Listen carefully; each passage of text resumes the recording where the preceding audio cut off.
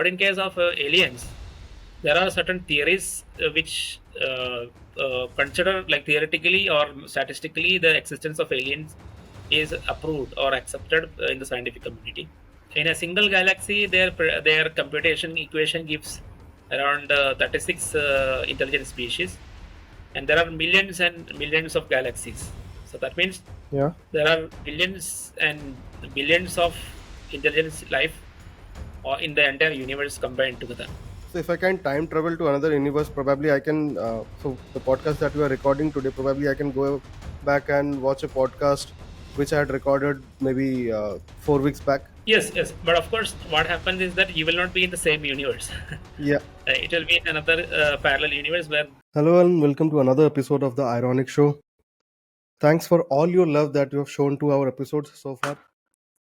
This is the second of the two-part special that we recorded with Mr. Jijith Nadumuri Ravi. The first one we released was on the Chandrayaan mission, ISRO's missions, India's space mission, and all that. This is more towards UFOs, aliens, the spiciest stuff.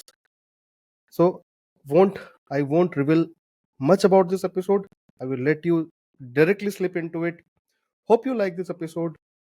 Do share with your friends, families. Enjoy.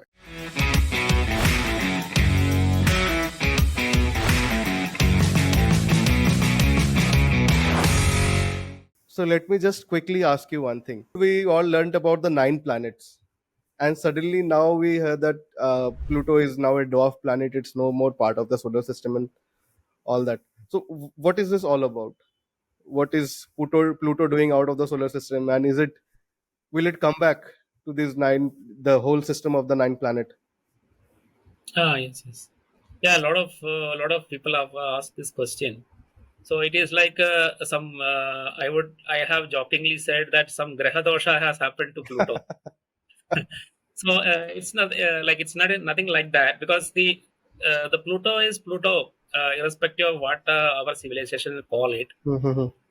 There is no difference in the length. I mean, diameter has not changed, or any size. Nothing of the Pluto has changed. So what happened is that uh, the reason why the Pluto is demoted. I mean, that is one word not people typically use, is because of we found so many others like Pluto outside Yeah. the orbit of Pluto.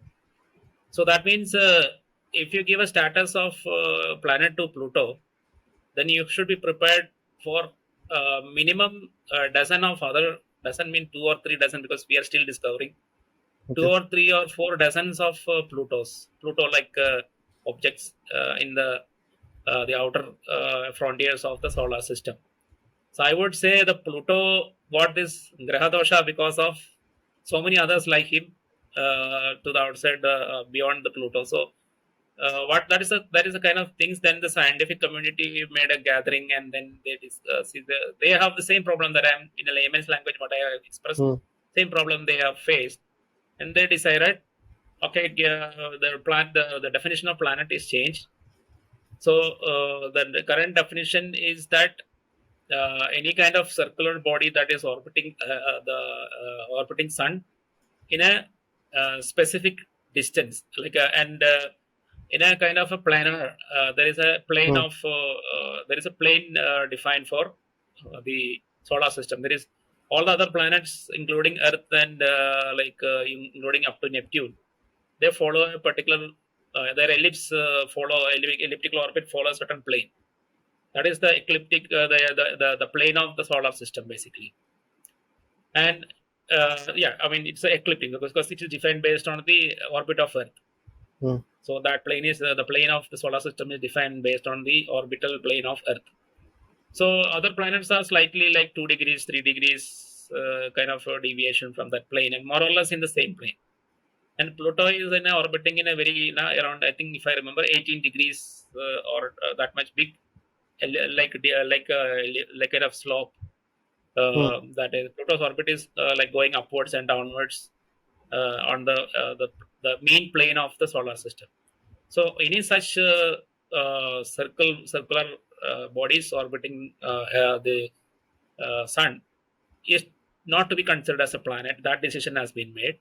because the Okay. other people who are like other planets who are like Pluto are like that, like they are having in a random, right, highly inclined orbits and highly far away kind of orbits here and there. So they were like categorized as there are two terminology like dwarf planets. That is a terminology that is currently used for those. So there are numerous of them, like multiples of dozens of them outside the Neptune. So they Pluto is in that category. That is how the Pluto is now defined, and it doesn't change. I mean, there is only a classification change.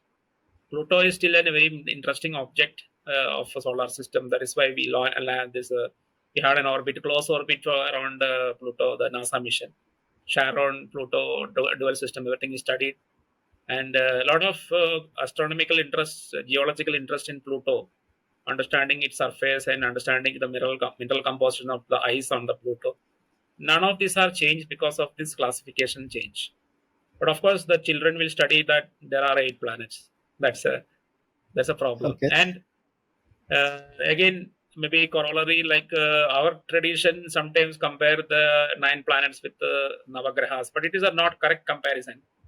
And now, after planets become 8, there is even lesser reason for that kind of comparison, because Graha means means to hold.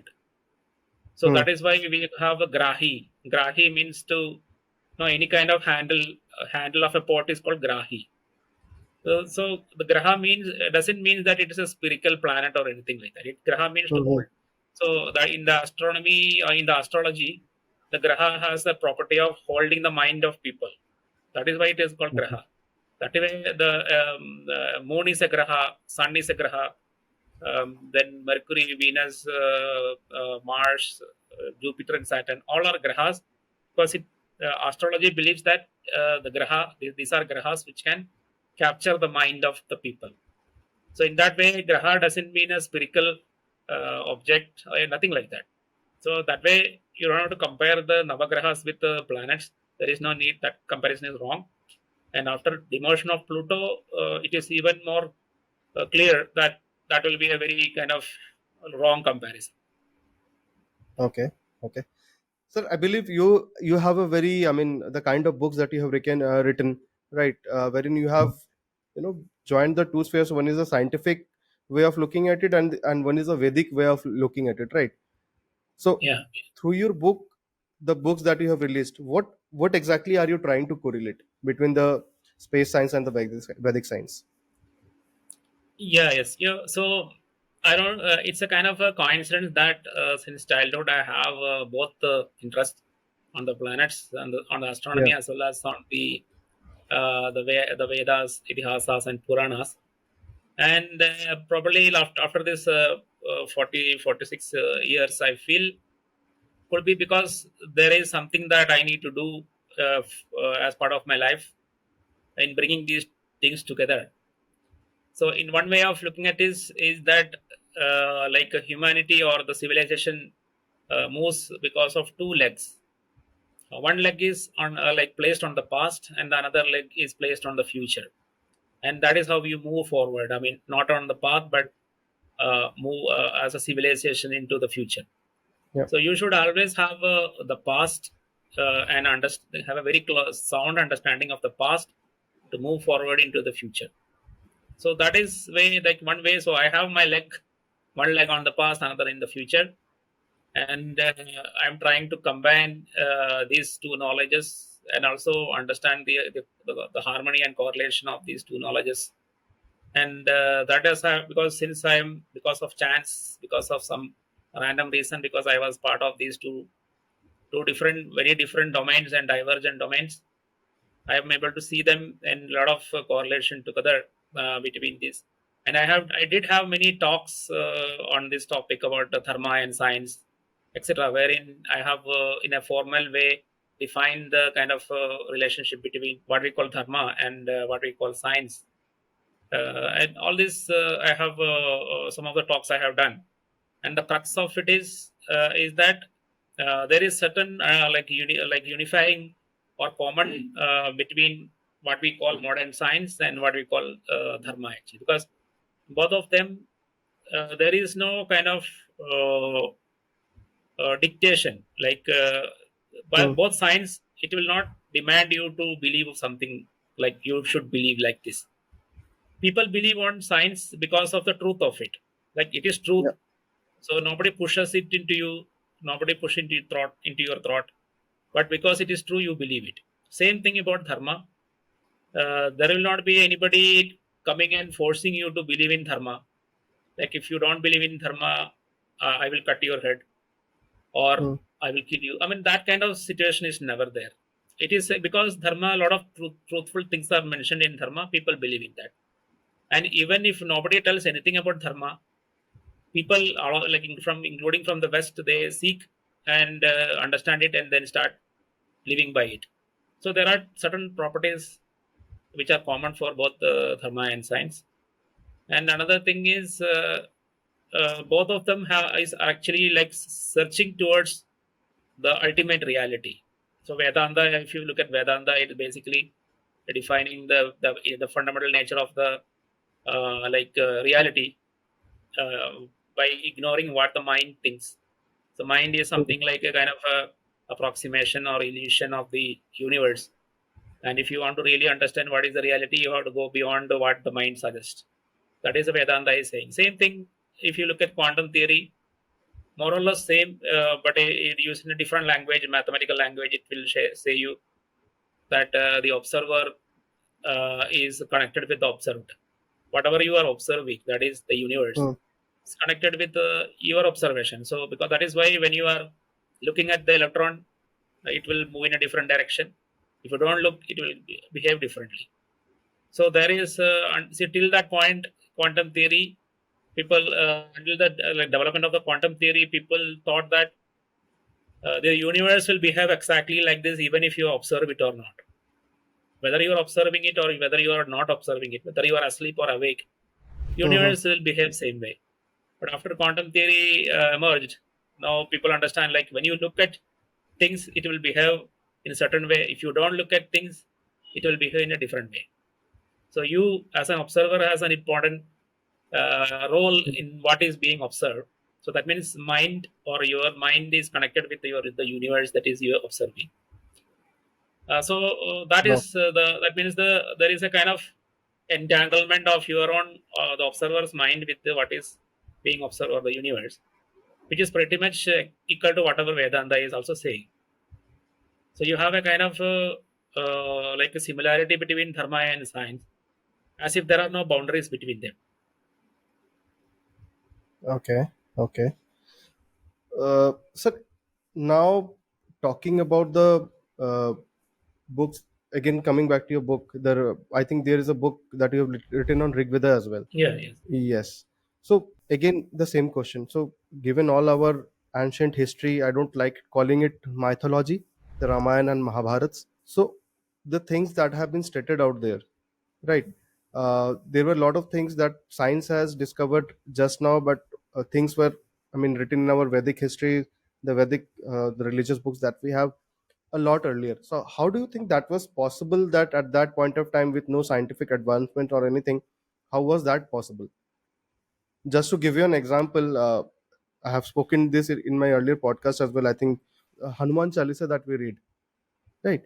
The distance between the Earth and the Sun, it was mentioned. I mean, almost close to what exactly is the distance between Earth and Sun at that point. How is that possible? How do you think was? Yeah, yes, yes.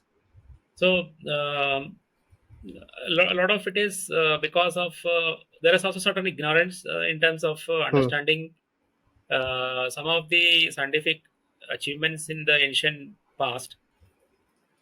So, for example, if you look at the Western science has progressed a lot from around 1600 CE, last 400 years, like you said, with starting with Copernicus, Hmm. then Galileo, Isaac Newton. That is where the Renaissance started, and Western science started focusing on these kind of discoveries. So till that period, till that point of time, the pioneers in science was in Bharata, in India. Hmm. So the science was spearheaded by the thinkers in India. So that is why we have Kanada as the first to think about the atoms. Shushrutas, surgical instruments. Even today, also the medical in the medical science, it is the same surgical instruments defined by Sushruta that is being used even today in surgery. Maybe there are some few Yeah. more devices that has come into picture, but a large number of devices that current doctors use are coming from Sushruta surgical uh, tool set. Yeah. So these are all the kind of, and you know about the metallurgy, iron, for a long period until the colonization of British colonization of India. The iron technology was only known in India. How to create iron without rust, how to create weapon, steel blades, swords, Hmm. steel pillars, the pillars which are not rusting by adding carbon into it, and not just adding carbon, but in exact proportion so that it is exactly very powerful kind of metal steel. All Yeah. these technologies were there, and went out of India only during colonization period. Shipbuilding is another thing. So our engineering and science were at a very high level, and because two things, some renaissance related in new kind of a society emerged in Europe, and exactly the same time, Indian society become enslaved because of colonization and other things, starting from 10th century onwards or 7th century onwards. So this is why we are in a very momentary or temporarily we were a little bit below, or we got lost track in terms of being the leaders of science. That is what, maybe 1,500 years we were little bit slow or suppressed, and we were not part of the actual active growth of the science. Even then, we have Nobel Prize winners like C.V. Raman, Hmm. Ramanujan, etc. Even when we were recovering back, we had that kind of science. So that is the background, I would say. So what I would then coming to answer your question. So we have a very long history of understanding the things properly. And sometimes some of these things are known, and then you lose it. Yeah. So there was an earlier period wherein you know about now some astronomy traditions, etc., where you have this knowledge. For example, we have not yet explored the Harappan knowledge, because a lot of things are in seals, Harappan seals in this Harappan language, IVC script, etc. We have not completely deciphered them, and but a lot of information in the Harappan seals are captured in the Sanskrit literature, but it in a bits and pieces. Hmm. So these things will keep on appearing like part of Rig Veda. There are certain information related to precision of equinox, changing of the calendar based on the precision of equinox related impacts. The first nakshatra, earlier it was Kartika Hmm. when the Pandavas were ruling, and then it became Bharani, and currently it is Ashwati nakshatra is the first nakshatra. These changes are because they record the precision of equinox, and this is all recorded in the Itihasa Purana. So similarly, in the even in later literature like Hanuman Chalisa, some of this information that is in bits and pieces appeared in some manner or other. That is how it is coming in, like this. Okay. Now, sir, coming back to space, we spoke a lot about our space missions in the first podcast that we did. So, tell us some secrets about the space that the common public does not have knowledge about. And being a scientist, that gives you the privilege to know about these things about space. Yeah, you mean the I cannot talk about any secret missions, but No, no, obviously not. secrets.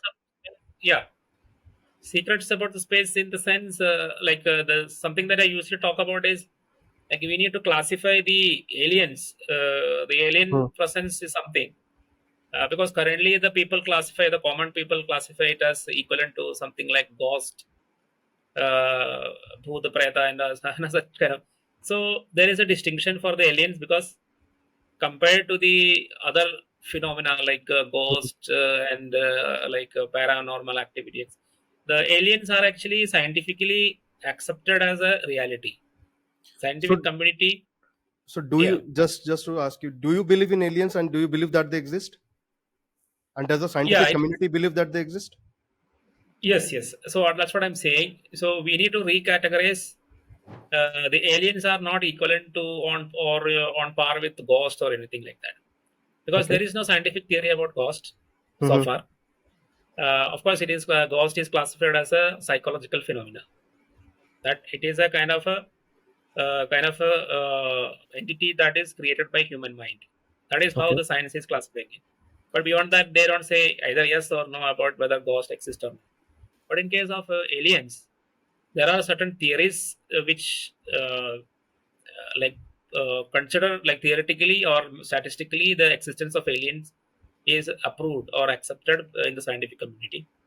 So there is, for example, there is a Drake equation, which is basically looking at a lot of parameters like the age of the universe around 13.5 billion years, and then age of Earth 4.7 billion years. So compared to all of this, they will take into consideration all of this, and then they also know about this generations of stars. Like, there was a first generation star after the birth of the universe, with only hydrogen as the gas, and then hydrogen fusion occurred and helium created, and then there was a second generation of stars with hydrogen and helium, and that produced lithium, carbon, and other such elements. And then by the end of the second generation, all the elements in the periodic table was available, create cooked in the stellar core because of fusion reactions. And sun is a third generation star with all the elements. So it has contained inside that hydrogen and helium, and then little bit of this lithium, beryllium, carbon, oxygen, and other gases, nitrogen, everything. So that is when it has happened. Everything that has to be that is required for creating a human body was created in the stars, and in then the planets like Earth like started existing. So yeah, the Earth around 4.7 billion years, and based on Hmm. certain calculation, if you have 4 billion years of habitable planet existence, if a planet exists in a habitable zone of a star for around 4 billion to 4.5 billion years, then life, like human life, kind of life, intelligent life, will start living in that planet. They will emerge in that planet. Like that, they have computed, and they found that there are around 36 possible. There are 36 like Earth-like planets with intelligent species in the galaxy, in the Milky Way galaxy. So So 36 for 36, 36. 30, 36 planets where Yeah, consciousness is there, and this is within the Milky Way galaxy. in the Milky Way galaxy, this is what Okay. they have calculated. And So there are, sir, sorry, I'm just interrupting once more here. And there are yeah, galaxies beyond Milky Way. correct. Yes. And so, do you think that there are consciousness in those galaxies as well? Yeah, that's what I'm coming from. So in a single galaxy, their computation equation gives around 36 intelligent species, and there are millions and millions of galaxies. So that means Yeah. there are billions and billions of intelligence life or in the entire universe combined together. Wow. So this is a kind of a scientifically derived equation and scientifically derived values that is provided like that. So as far as, and this kind of a statistics is similar, or similar to the statistics used for like computing the amount of dark matter in the universe. Everywhere the same statistics is used, like based on a lot of parameters, they enter into the equation and give a approximate value of the things. Dark matter is this much, and dark energy is this much. Similarly, it's exactly similar. There is that around 36 intelligent species in the galaxy. That is also automatically coming from the similar kind of a statistics. And then it is about just one galaxy. Then you have billions of galaxies. So Hmm. there is 36 billion or larger number of intelligent species. Now it comes to qualifying the intelligent species. Like our Earth, we were like I mentioned about the past. I mentioned about Bharatiya civilization. So that time it is a local civilization. Like we have the Harappan or the Rigvedic civilization on in India. At the same time, you have Egyptian, Sumerian, Mesopotamian, and then Chinese or Mayans, and all kinds of islands of civilization all over the world. So that kind of period ended by around 1500. This local civilization start. interacting each other. At that time, finding out another civilization, people of another civilization was equivalent of finding an alien for us, because Okay. they were totally Yeah. different and following different cultures. Yes. So now in future, the similar things are going to happen, wherein instead of now currently we are in an island. Now we feel like you are in an island, like just like the ancient Bharatiya civilization was a kind of island in India, island of civilization in India. And slowly we started contacting with the Greeks, and then other thing, the Mesopotamian Hmm. Greeks. So similarly, we will also have a period wherein we interact with other civilization in the across the galaxy, etc. But for that, I just need some introductory understanding. So any kind of civilization, including our civilization, undergo into three, four, five stages. Like one is the local civilization that I'm talking about. Today we are in the second stage, the global civilization, which means that the entire planet is known to everybody. Hmm. Everybody in planet Earth knows each other in terms of the entire planet is familiar to them, like a global village. That is the period we are living, and subsequently we are making baby steps into the interplanetary civilization. So Chandrayaan 2, 3 missions, Mangalyaan mission, all these things are baby steps into becoming an interplanetary civilization. So it will eventually result into colonization. Colonization in the sense that we will start living on moon. So there are three industries which will trigger spearhead this this interplanetary civilization. One is tourism, another is mining industry, another is military. First, we will have military base. Then the mining industry will start creating mines in these moon, asteroids, Mars, and satellites of Hmm. Jupiter and Saturn. So all these things will happen. Finally, tourism will start happen in all these places. This can also going in parallel in steps. So as a result, ultimate result will be by around 2000. That is, by the turn of this century, we will be in the becoming an interplanetary civilization with a presence in moon, permanent presence in moon and Mars, etc.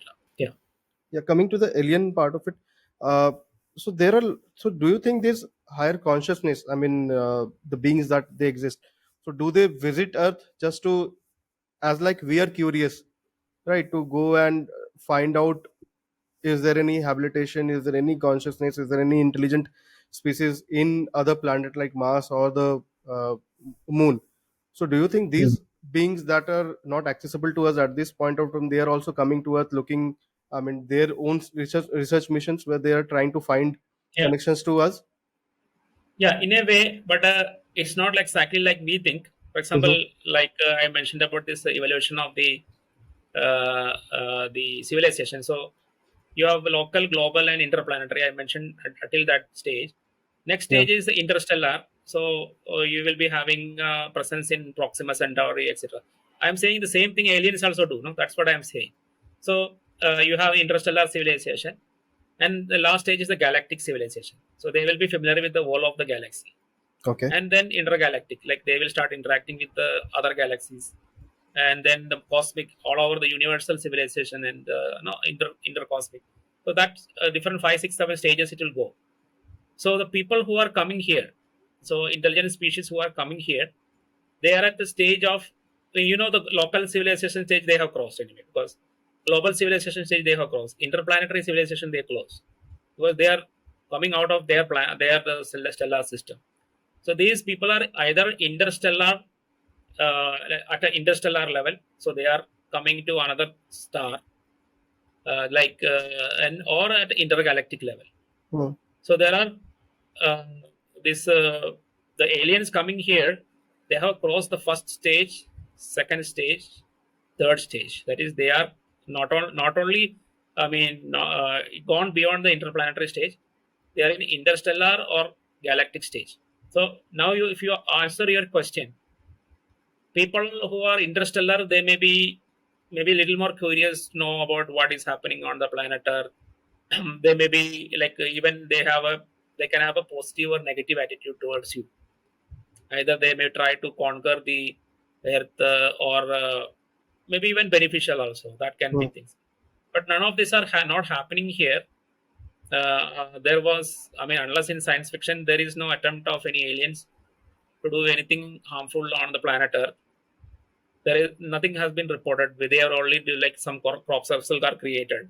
And as far as studies are concerned, they are only creating some beneficial environment in planet. Whenever crop circle is created, it is Hmm. equivalent to some like a some rangoli, the giving a kind of auspicious positive energy in that area.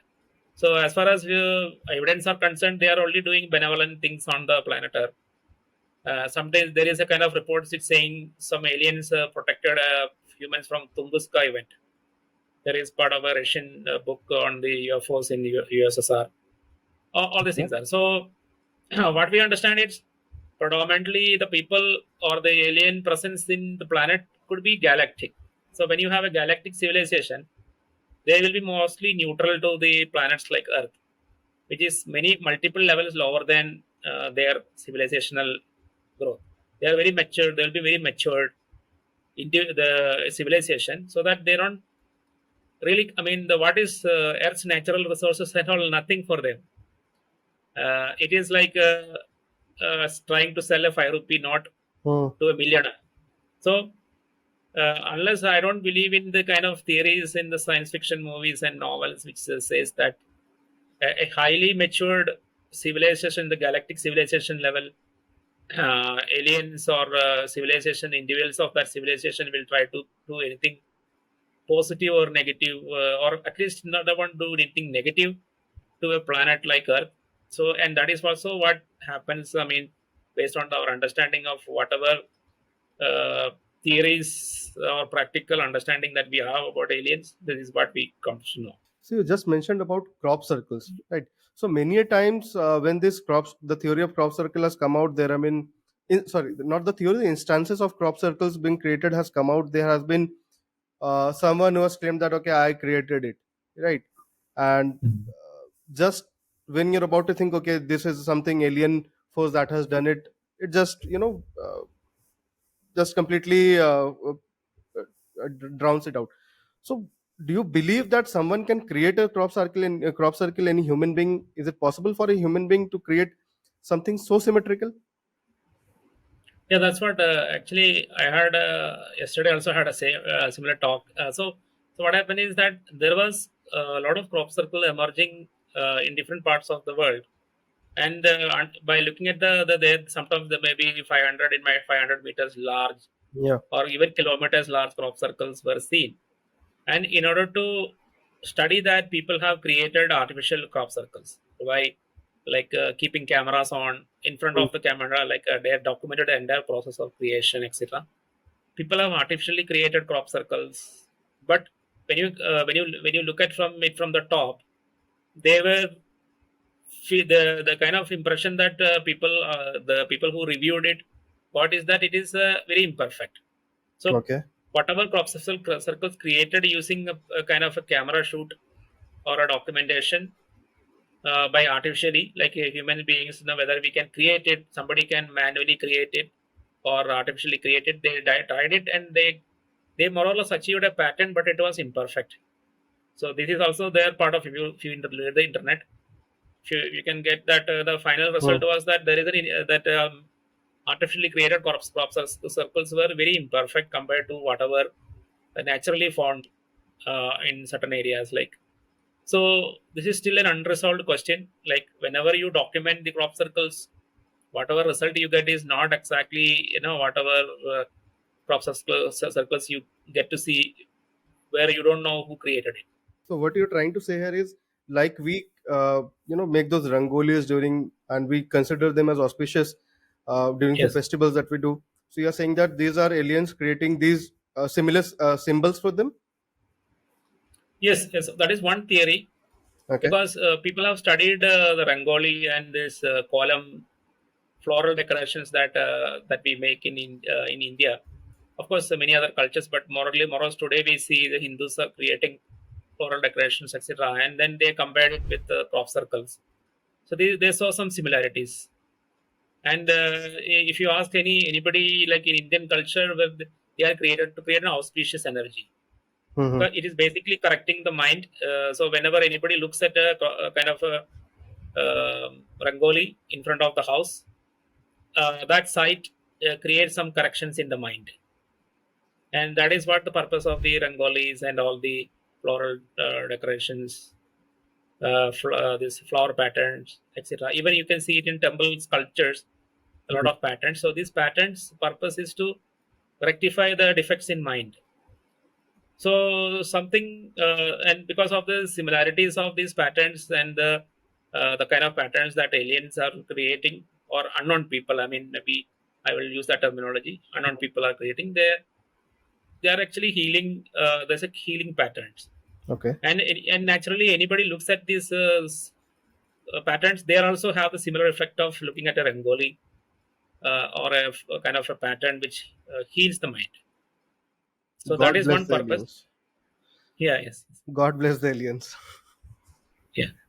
Okay. And Sir, there so is yeah. another, yeah, sorry, there is another theory that they are using, the aliens are using certain energy like cymatics. Hmm.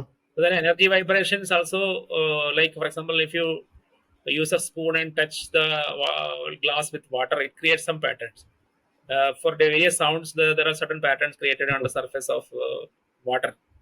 So similarly, the aliens have certain energy, create producing kind of machines or something which, when it's switched on, it creates the same pattern, and but that pattern got recorded on the grass and create that pattern there. This is another alternative theory, but both, more or less both theories looks having some overlaps. Okay. So just again out of my curiosity, our organization in India like ISRO and all, are we doing some study on aliens? No, unfortunately, no. The ISRO, because we are very much in the ISRO side. There is a lot of practicality into the missions. Hmm. We are doing very much focused. Now every single rupee in an efficient manner. We are focused on the launches and missions, and that way. So because of that, there is no active uh, team formed for Hmm. studying the crop circles or aliens. But there are a lot of other organizations which are partially connected with space agencies or not connected, who are focused on this. So we have heard a lot about US's Area 51, which is I think in Nevada or somewhere. Uh, so do you believe that particular Area 51 has aliens? I mean, where US is carrying out studies on aliens? Is there This is any something. tangible Uh, proof of that? yeah, here unfortunately I have only the same information that you have. Okay. Whatever is in the literature available, Mhm. because the reports are coming, but as a person individual, I was not coming across any kind of personal detailed study into the area of 55, that area. So I cannot, like maybe on an authoritative manner, I cannot comment anything on Okay. that. So hopefully someday we find someone like PK or the Koi Mil Gaya movie Jadoo. We'll find it somewhere in India. Okay.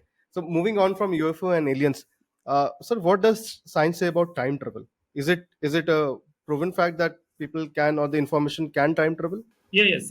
So again, just like this Drake equation that giving rise to this around 36 intelligent species Mm-hmm. possible in the galaxy. Albert Einstein's equations directly doesn't prohibit any kind of time travel forward and backward. Okay. So that starting since the special and general theory of relativity, that possibility is there.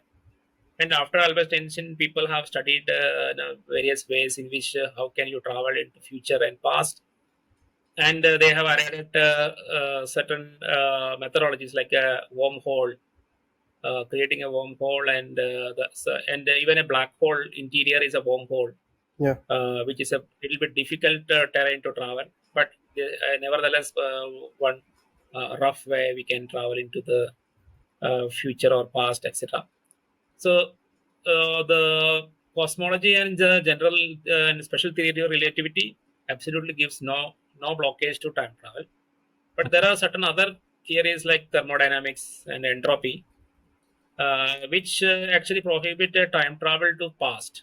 So that time travel to future is still okay, but time travel to past, the certain like principles like entropy and thermodynamics will not allow actually. So that is where, like, if you combine both, then you have seen that time travel to future is somehow allowed in a combined, if you combine the thermodynamics and Hmm. entropy with the special and general theory of relativity. but in the past it is a little bit restricted. But there also people have find different ways to overcome it. See, for example, in a kind of if it is a single universe, like our universe is the only universe, then there is also cause effect relationship with preventing time travel into the past.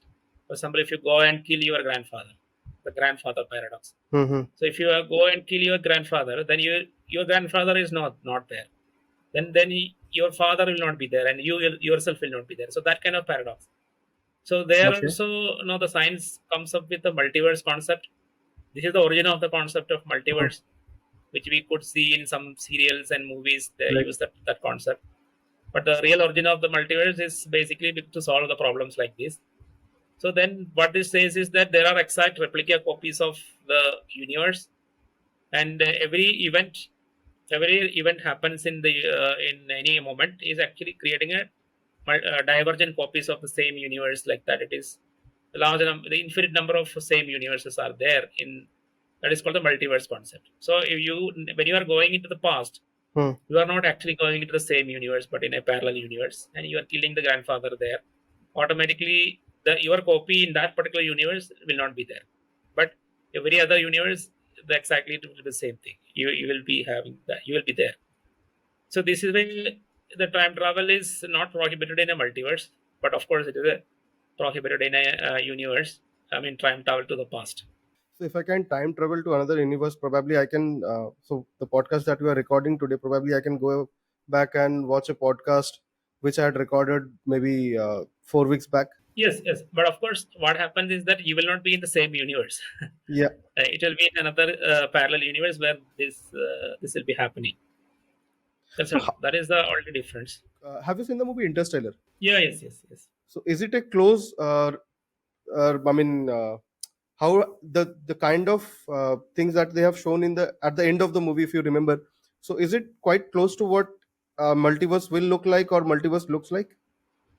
Yeah, yes. So interstellar, because any theory which process which posits the travel to past has to automatically stick Hmm. to the multiverse theory.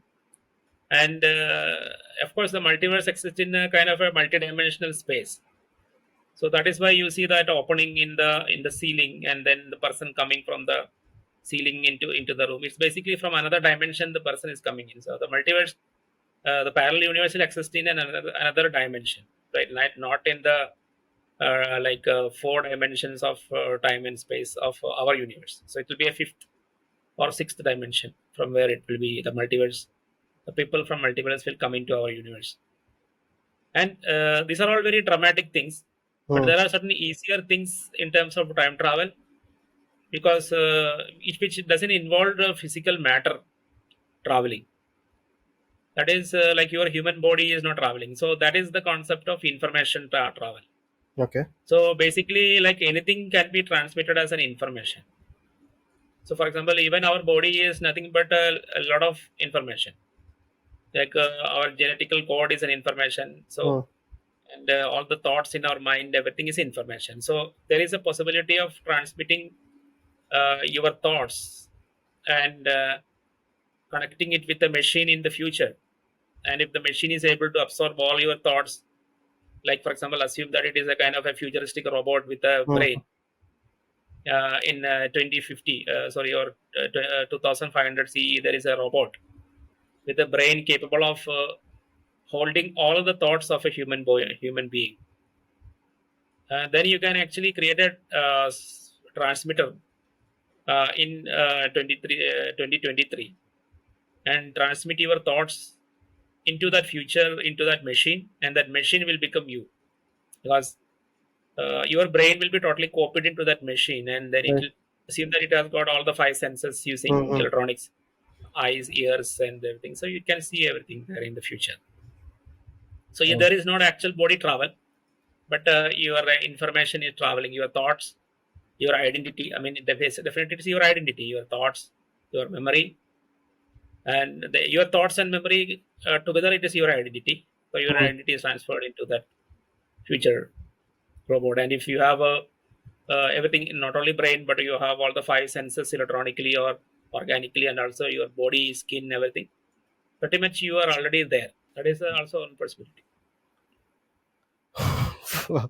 I don't want this to end. Okay. Jidhi sir, you mentioned about the black hole, right? So how does a black hole?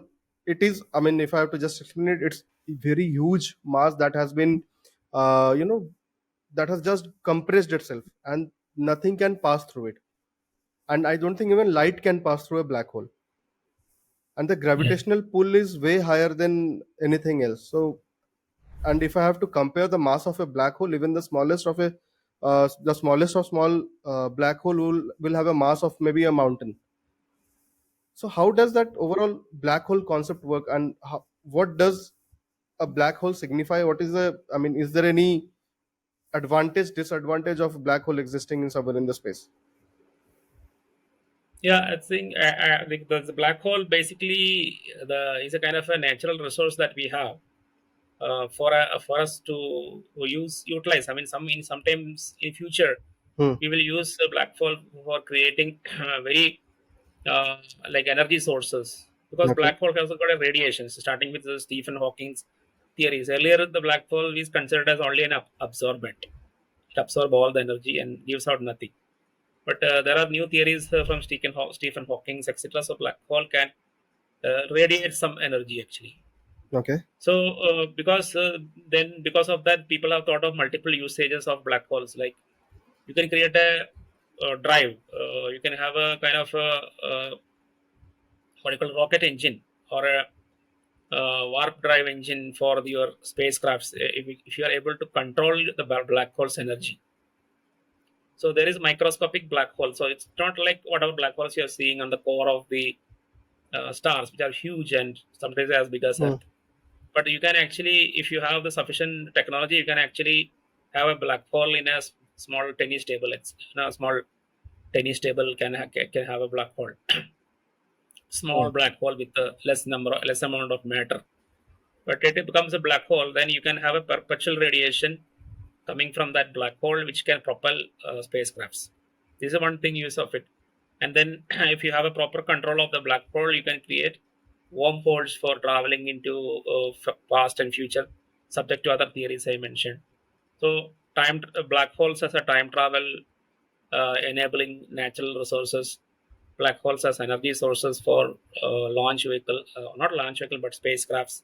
Because launch vehicle means it's very dangerous because it can explode and destroy also. So that kind of thing. So once you are this, it's currently black hole is like an elephant, Hmm. Hmm. but we are not yet tamed it. You don't know how to tame it. But once you tame it, then it becomes a very important technology piece for you, for enabling you to do a lot of things like time travel, energy, perpetual energy production, etc. Okay. So maybe just out of curiosity, I don't know. It could be a very stupid question for me to ask. The Malaysian airline MS-370, which disappeared suddenly, disappeared. So do you believe that's? I mean, it could have been pulled in by a black hole. That's kind of a little far fetched, because presence of black hole in the Earth is typically not uh, not like it's not a verified kind of a postulation, Okay. because it will create a lot of other ramifications. Like, and it assumes that you have a perfect control of the black hole, but not exactly that technology. As of now, we don't have it. So there could be a lot of other reasons, like low pressure, create pockets of low pressure, etc., which can create the that disappearance problem that is mentioned in that. But of course, things are open. But black hole is a kind of a very far fetched theory, I feel, in that area. So coming back to the space program, so India, other than the Mars mission and the lunar mission, what are the other space programs that India or ISRO, if I have to talk about, what are the other Yeah, space programs that we are involved into, or what we are trying to do in our the other space programs? yes. The immediate after the Chandrayaan 3 is Gaganyaan. There are two missions, Gaganyaan 1 and 2, successive missions. So first mission is a test mission of sending a person into the spacecraft revolving around Earth. So that is another asset I mentioned, like launching capability, Hmm. landing capability, and rover capability on mode. This is another capability that we will be building, that we Indians will be able to send people into space. So that is the objective of Gaganyaan. So and Gaganyaan 2 First is a test mission. Gaganyaan 2 is a real mission with a real person inside, Hmm. and they will be. So then you will have astronauts, etc. Then start at point onwards, we will be having astronauts for our Indian missions, and we will have a manned missions to outer, like outer planets. I mean, Okay. manned mission to out of Earth, to Moon and to Mars, etc. The second one is ISRO is more focused on and outside of Earth. They are more focused on orbital missions and landing missions of unmanned missions. So you have Adityayan, which go and study the sun, and then you have subsequently, yeah, there is some plan of studying the outer planet. We have the Venus also, and Okay. the orbital missions for the Venus, and then outer planet starting with Jupiter, like Brihaspatiyan. These are all pipelined in the coming 2 decades. So it's like from the by the period of 1930s and 40s, you will have these missions. Okay. So one of the person globally who is taking ahead this space program is Elon Musk, and he also congratulated ISRO on the launch of Chandrayaan 3. So what do you think of Elon Musk's space program and the kind of stuff he is doing with NASA and everything? So what is your overall thought on his space program? Yes, I feel that Elon Musk entry into this space program, the SpaceX, that's a kind of a Yeah. milestone because having a non-government player into the space is also kind of enriching the ecosystem a little bit more. Hmm. Compared to that, it is being attempted by only the governments, and this is an anticipated steps that a lot of private agencies will start coming into play into the space. So now we have a kind of a terminology called aerospace, where both private and public partnerships are there. Hmm. But in the aero part, you have a lot of it, but in space, we have very less Yeah. private partnership, private players, and that is getting changed, you say, because of Elon Musk and SpaceX. And I really welcome that. And see, in the newspapers and all, you typically see some pieces written on competitions, like competition between ISRO and NASA, or Hmm. competition between ISRO and SpaceX. But in reality, it is not there, because outer space is a cooperative environment where people help each other. NASA has helped a lot. ISRO similarly, a lot of help from Russia, and then there is a lot of exchange of data also. Like every mission data, Hmm. we exchange it with NASA or SpaceX. They will give us insights based on their missions. So all the space agencies are working in a cooperative manner. Okay. So do you think now if Indian billionaires, similar to what Elon Musk is doing, I'm not talking about maybe starting a parallel organization, private organization, maybe they can come and join hands with ISRO and Yes. put in their Yeah. money so that India's space mission can just take off from there. If Yeah. private players Absolutely. like, yes, sir. Yeah, that is also an absolute kind of mixture of this private-public partnership. Hmm. Um the millionaires have to do it, and then there are also organizations which has to do it. So many IT organizations, like currently I'm working in this Tata Lexi. So they are also privately participating in certain missions with ISRO. So this kind of a partnership should grow, and it should be nurturing further, and it will be beneficial for not only those individuals or individual businessmen or organization, but for ISRO, it will be like kind of an overall benefit. It's like adding 1 plus 1 plus 1, and you Hmm. get 5. Like the sum of parts more than the greater than the parts added. So that is a win-win situation for everybody. Thank you, Jijith sir. I think this has been a really heavy discussion that we had, and probably I will have to again come back to this podcast, go through it couple of times, and then it will probably then I will get a hang of the overall discussion, and same goes with the listeners. They will have to come back to this podcast once again. Okay. So before we let you go, sir, I just wanted to know about the books that you have released, and I think there is one more to come in 2024. Yeah, yes, yes. So currently, have completed a book on the Rig Veda, that is the Hmm. rivers of Rig Veda. So second one is the geography of Ramayana, which is a continuity of that. So of course, these people may say that what is that is common about Rig Veda and Ramayana, but If you read the book, you will see that there is a continuity, a chronological continuity Hmm. from Rig Veda to Ramayana, and a geographical continuity from Rig Veda to Ramayana. And the third book is about Mahabharata, and it is a part of this. It's a trilogy basically. So starting with Okay. Rig Veda, Ramayana, and the third ending at Mahabharata. So the trilogy ends at Mahabharata. Again, the same chronological continuity from Ramayana can be seen in Mahabharata, and geographical continuity from Ramayana is seen in the Mahabharata. So it is like first time in the history of books, I am connecting Rig Veda, Ramayana, and Mahabharata into a single unit, like a garland, a Hmm. kind Hmm. of a thread, using two threads. One is geography, another one is chronology. Using two threads, the three books are connected: Rig Veda, Ramayana, and Mahabharata. So that's about these three books, and a lot of insights, dozens of insights that people have not known yet, regarding the Rama's journey, and also in Mahabharata. So I am solving a lot of things. In the first book, Rivers of Rigveda, primarily I have solved the location of Sarayu River, which was a puzzling for many of the Rigveda researchers.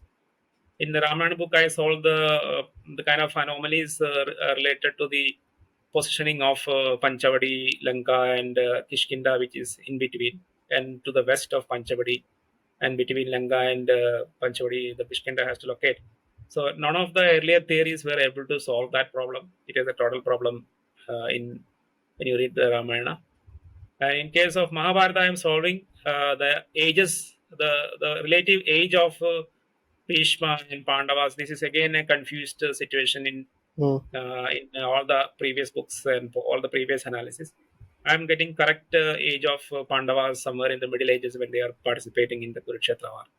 So three riddles also solved as part of my analysis, and it is completely refuting the Aryan invasion theory and establishing the out of India theory. So this could sound a bit rude question, but do you think, as a scientist, when you talk about this, Vedic principles or researching on Ramayana and Mahabharata, is there a section of the society that says कि यार ये being a scientist, what the hell is he doing? Is the Have you faced such questions? No, so far I have, because my stated position is Dharma and Science are integral part of a single unit. Hmm. There is no difference between, for example, the rishis themselves were like scientists. Right. The Rigvedic rishis, or the rishis who are during the Rama era or the Pandava era, they were themselves scientists. They were pioneers of discoveries. Hmm. So, like what we call yoga and dhyana, that is, we also call tapas. That is pretty much, that is what the main purpose of it is ekagrata. That is a uniform thought of the mind, and that thought is resulting into discoveries. Hmm. So whatever scientist is doing is a tapas, because they are also doing a, their mind is focused on a certain thing, and it is due to this focus into a certain things that they discover things. So there is no difference. Like, so if you look at from the point of view, the scientists are all rishis basically, because they Hmm. are focusing their mind on a certain thing and giving out a result, phala, the result which are beneficial for the world. Rishis also was doing same thing. They were concentrating on something and then create some phala or fruit which is beneficial for the entire world.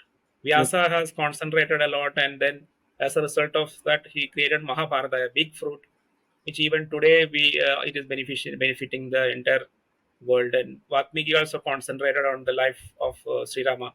The phala or the fruit is Ramayana. So similarly, the scientists focus on things and they discover relativity theory or quantum theory, and some technology. It's benefiting all the human, all the people. Our life have changed. A lot of comfort has come in this because of these tapasya.